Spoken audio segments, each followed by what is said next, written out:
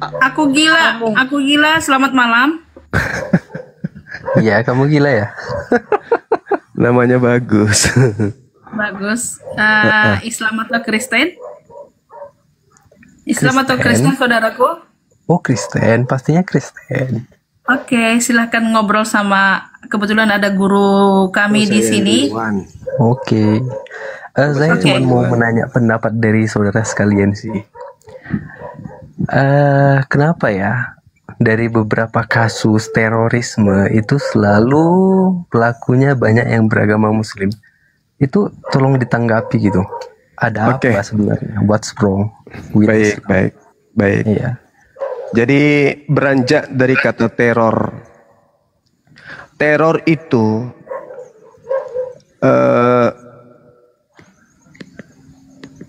ketika berbicara mengenai teror, berarti ada kondisi kemudian ketimpangan, ketidakadilan yang dirasakan oleh hal banyak sehingga melahirkan teror.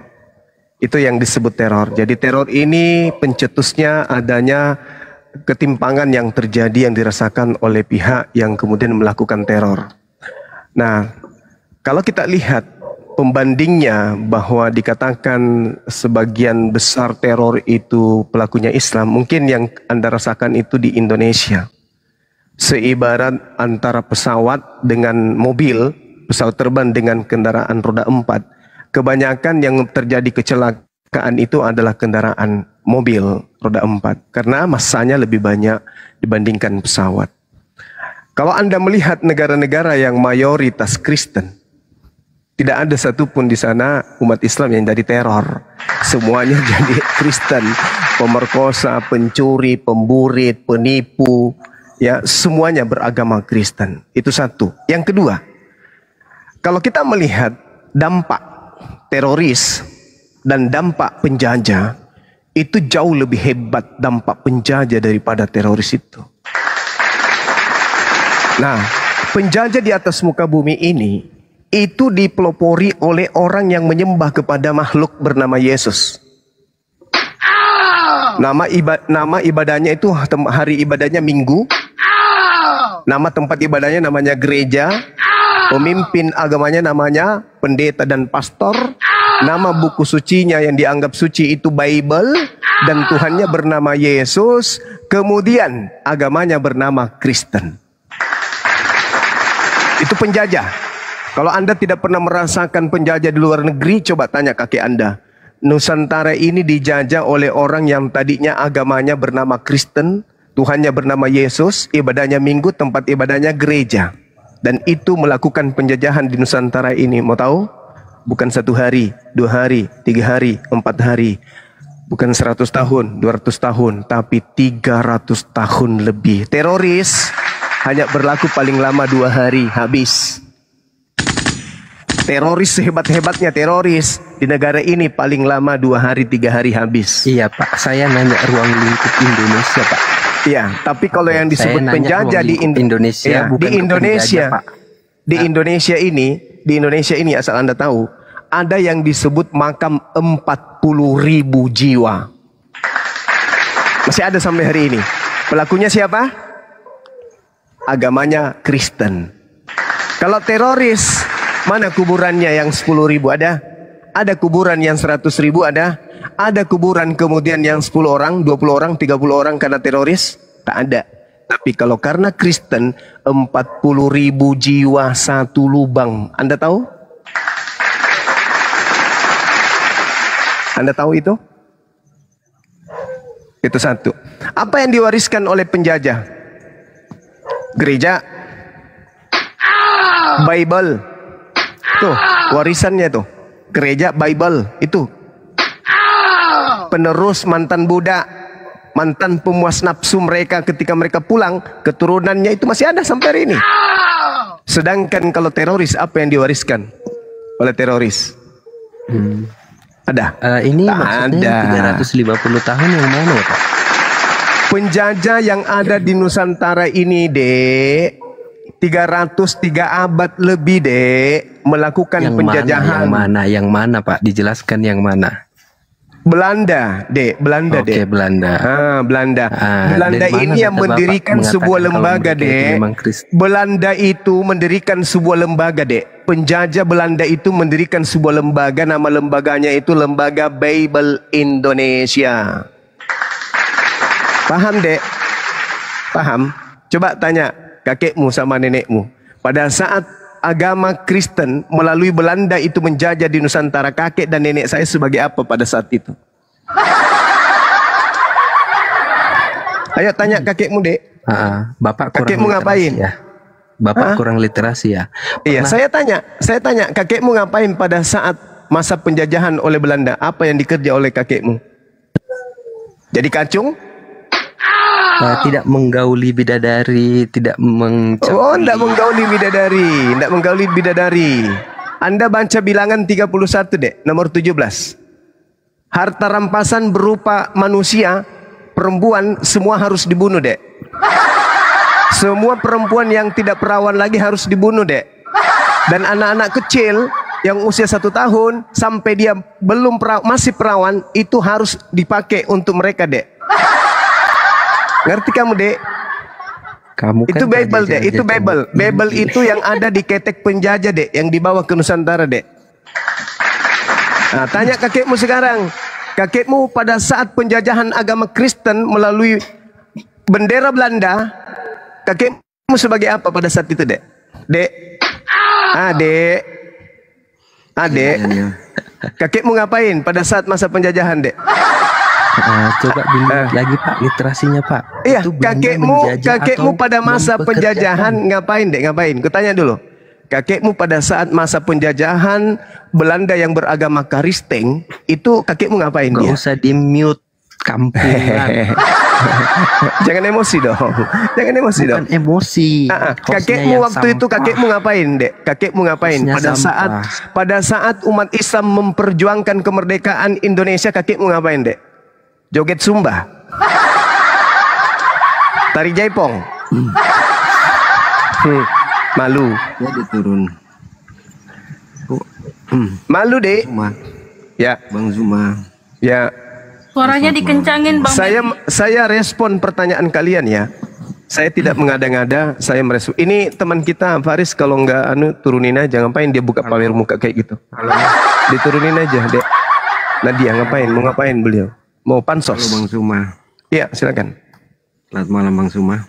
Iya, malam. Oke lah, ini kan sering mengganjal dari perdebatan. Saya sering menonton di TikTok. Cuma yang jadi pertanyaan saya, Bang Zuma.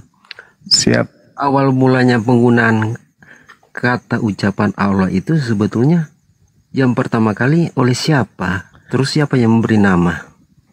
Iya. Allah Subhanahu wa taala mewahyukan Al-Qur'anul Karim kemudian kepada baginda Rasulullah Muhammad sallallahu alaihi wasallam dengan menggunakan bahasa Arab. Ya, menggunakan bahasa Arab, dan kemudian Al-Qur'an ini musaddiqal lima baina yadai, membenarkan kitab-kitab terdahulu. Nah, Allah memperkenalkan dirinya kemudian memperkenalkan dirinya kepada baginda Rasulullah Muhammad sallallahu alaihi wasallam. Dengan kata apa Tuhan memperkenalkan namanya? Allah. Innani anallah. La ilaha illa ana. Ini. Jelas itu. Jadi Allah pertama kali memperkenalkan dirinya kepada baginda Rasulullah Muhammad sallallahu alaihi wasallam. Pernah tidak Yesus memperkenalkan dirinya dengan sebutan Allah? Pernah enggak Tuhannya Bani Israel memperkenalkan dirinya dengan sebutan Allah? Enggak pernah kulihat di kitab Anda. Maksud saya penyebutan, siapa yang memberi nama itu? Allah yang memberikan namanya. Innani anallah. Aku ini adalah Allah. Tidak ada Tuhan selain daripada aku. Ada dalilnya? Al-Quran surat Taha ayat 14.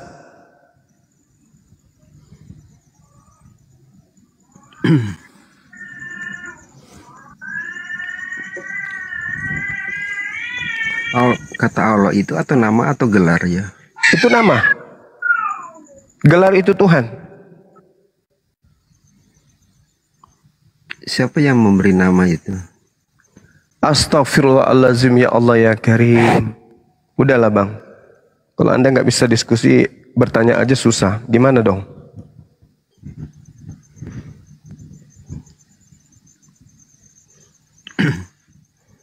Saya bingung ya. Anda Kristen kan? Wajar Anda bingung. Ya, lanjut. Kristen kan ya? Iya. Oh, Saya pantas. Kristen, cuma Pantas. terlahir dari majemuk ya. Ada juga kakak saya kan udah menikah. Majemuk ya. Iya. Cuma saya kan dalam keluarga saya itu tidak ditekankan untuk yang fanatik kepada satu agama. Oh, nggak bisa. Kalau kami harus fanatik. Itulah keluarga Kami saya. harus fanatik, Bang.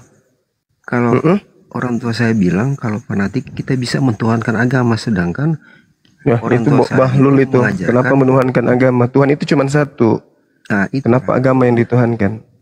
Itulah, jangan sampai kita terlalu jadi fanatik, sering membedakan agama lain satu sama lain, kan begitu sebetulnya. Oh, memang harus beda. Memang harus beda, nggak bisa sama. Agama Anda dengan agama saya harus beda. Maksudnya kodrat Tidak mungkin sebagai sama. manusia. Satu agama buatan manusia. Maksudnya begini, kodrat sebagai manusia kan kita akan menjauh ya. Karena kita sama manusia, tapi kodrat manusia itu kan sama di mata Tuhan. Baik karena kita diciptakan dengan agama yang berbeda-beda. Jadi orang tua saya bilang begini, itu kamu harus mengasihi sesama manusia seperti dirimu sendiri. Begitulah. Karena kalau kamu menyimpan emosi, berarti kamu menyimpan bara pada dirimu, Kak. Makanya selama ini kalau kamu begitu, kamu tidak akan pernah damai di hati. Kan begitu. Itu pemauan dari orang tua saya. Jadi untuk tidak harus fanatik, harus membedakan-bedakan. Kan kita sama-sama manusia. Itu pemahaman dari orang tua saya. Begitu Bang Suma.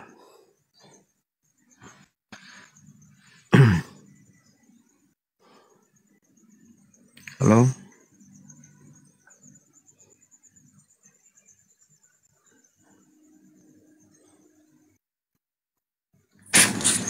Ya, gimana Bari? Assalamualaikum warahmatullahi wabarakatuh. Halo. Ya, halo. Gimana Bari? Iya, tadi terputus ya. Ya. Iya. Mungkin lagi ada apa? Ya, Ya, kenapa? saya kan mungkin terputus tadi. Saya kan terlahir dari keluarga Kristen karena mungkin saya kalau lahir dari orang tua saya Islam, tentu saya Islam, kan gitu. Dalam sejak kecil saya dididik untuk menghormati sesama manusia seperti dirimu sendiri. Kami sudah dari kecil tidak ditekankan untuk tidak menghormati agama lain. Karena menurut orang tua saya, kalau kita terlalu fanatik dengan agama, kita bisa mentuhankan agama, kita bisa melupakan kodrat-kodrat lain sebagai seorang manusia seperti dirimu sendiri. Jadi itulah. Bisa nggak kita diskusi, Bang? Kita sharing bang, karena ini kan ajaran dari orang. Banyak orang Kristen kemudian yang mu'alaf. Karena mereka menggunakan akal. Ya, makanya saya tanyakan sama Bang Suma. Itu ajaran kita kan untuk saling mengasihi sesama. Nggak ada ajaran Kristen mengasihi sesama, itu nggak ada, Bang. Jangan Anda bikin-bikin. Iya. Nggak ada itu, nggak ada. Nggak ada di Kristen mengasihi sesama, itu nggak ada. Itu ajaran Yesus. Buktinya begini Bang. Kalau saya nggak toleran, kakak saya yang tertua itu sudah masuk. Ya itu urusan Anda kayaknya, itu bukan urusan saya. Saya nggak mau lihat orang per orang, saya melihat agamanya, kitabnya yang saya lihat. Mau Anda itu bermanis-manis, ya, mau Anda itu berjilat-jilat, saya nggak peduli. Yang saya lihat itu kitabnya. Oh ya, lanjut Bang. Kalau Anda masuk kitab saya nggak bisa jawab. Nah itu dia. Kalau dibilang orangnya, ya orang Kristen banyak baik memang. Tapi coba lihat kitabnya. Apa yang diajarkan oleh kitabnya? Ya lanjut Bang. Nah itu dia makanya. Jadi kalau dikatakan iman tanpa akal itu sudah hancur itu. Kita beriman itu harus gunakan akal. Jangan hanya menggunakan dogma. Karena kalau hanya menggunakan dogma, apa yang diajarkan orang tua kita itu yang kita sembah. Nah, sekarang Anda diajarkan menyembah kepada anak manusia. Maka apa yang Anda lakukan? Menyembah kepada anak manusia. Padahal sejatinya kebenaran itu adalah iman dengan akal. Kita bukan menyembah, kita ikuti ajarannya kan. Di mana Yesus mengajarkan menyembah dirinya? Kita kan ikuti ajaran kasih. Kasih di mana ada agama ajaran Kristen kasih? Ya itu. Menjajah. Merampas istilah-istilah fundamental dari Al-Qur'an masuk ke Bible-nya, itu ajaran kasih maksudnya. Kalau itu saya nggak tahu sampai situ karena kita juga tidak diajarkan untuk fanatik terhadap agama Kristen. Oh, nggak bisa. Anda baca di dalam 1 Yohanes 2 nomor 6. Barang siapa yang berkata beriman kepada Yesus, dia harus hidup sebagaimana Yesus hidup. Kalau Anda pengikutnya Yesus, Anda harus hidup seperti Yesus. Puasa 40 hari 40 malam, sunat, sujud dalam beribadah, masuk ke sinagoge bukan ke gereja, dan ibadahnya setiap hari Sabtu bukan hari Minggu. Tuh, dalil. Oke, sekarang saya mau tanya Bang Suma, penggunaan kata Allah dengan Allah itu beda enggak? Kalau Allah itu adalah ejaan makhraj huruf, pakai tajwid, pakai ilmu. Kalau Allah itu ejaan Latin. Sama seperti bahasa Ibrani, El, Yishma, Isma, itu ada penekanan-penekanan nikut.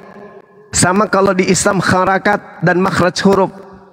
Sedangkan kata Allah yang ada di Bible itu adalah kata yang diambil dari Al-Quran.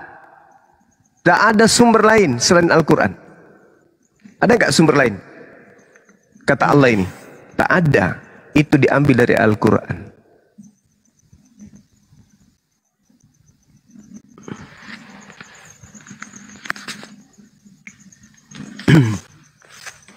Oh ya, cuma kedengaran kan begini, kan huruf Islam dengan yang ada di Islam dengan di Kristen itu sama Allah, tapi penyebutannya kok berbeda kedengarannya. Iya, tanyalah kepada saudara-saudara Kristen yang lebih dulu.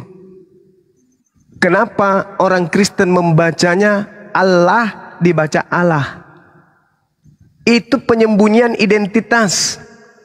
Menyembunyikan identitas Tuhannya umat Islam yang diambil ke dalam Bible. Ejaan apa yang kita pakai? Kira-kira sampai kita membacanya Allah. Tak ada. A tambah M tambah M tambah A tambah H bacanya Amma. A tambah S tambah S tambah A tambah H bacanya Asa. Pasti itu. A tambah N tambah N tambah A tambah H bacanya Anna. A tambah L tambah L tambah A tambah H bacanya Ya Allah. Allah. Nah, tuh, kenapa kamu baca Allah?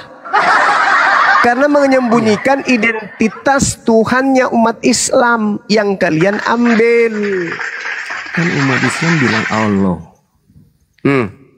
Kan beda kedengarannya dengan Allah. Iya. Kalian yang membuatnya berbeda.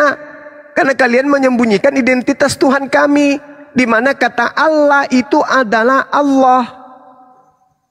Kan ada O dengan U di situ.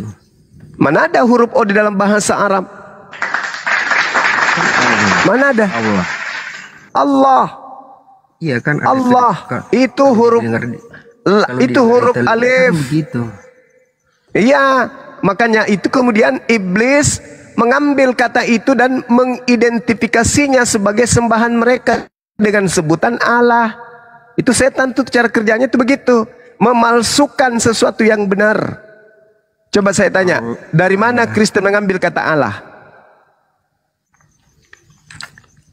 Kalau itu saya nggak bisa jawab. Nah itu dia makanya.